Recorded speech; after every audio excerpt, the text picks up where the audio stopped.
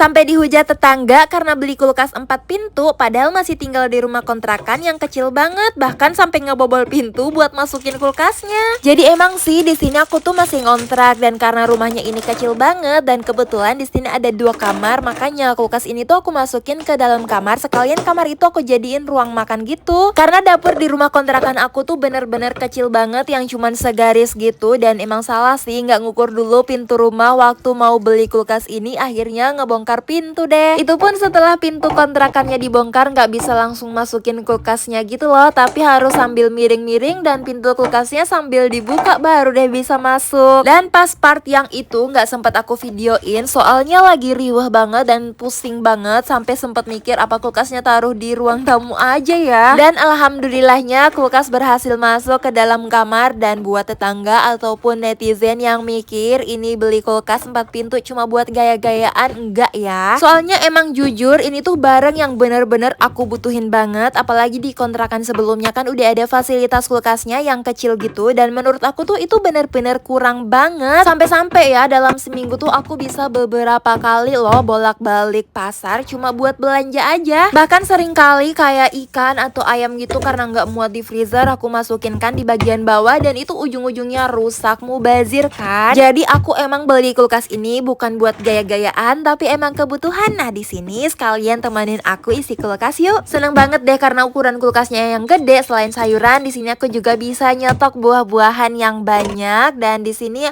untuk minumannya aku sama sekali nggak pakai minuman-minuman yang manis-manisan gitu ya, jadi bener-bener air aja. Dan seneng banget karena sekarang kulkas di rumah kontrakan aku udah gede, udah 4 pintu gitu, jadi untuk proteinnya juga aku bisa isi yang super banyak dan super lengkap kayak gini. Ada ikan air laut, ada ikan air tawar, ayam, udang, pokoknya lengkap banget. Nah ini tinggal masukin aja ke dalam kulkas satu persatu kayak gini. Ingat banget dulu waktu di rumah kontrakan sebelumnya karena kulkasnya tuh kecil banget, beli ayam 2 ekor aja itu udah penuh satu kulkas, jadi udah nggak bisa lagi beli udang, beli cumi, pokoknya udah penuh banget. Apalagi untuk rempah-rempah kayak gini aku juga simpan di dalam freezer, soalnya ini tuh bisa awet loh sampai berbulan-bulan. Nah akhirnya selesai juga refill isi kulkas di rumah kontrakan aku dengan isi yang semuanya aku bener-bener butuhin. Capek juga ya, sampai jumpa di video selanjutnya.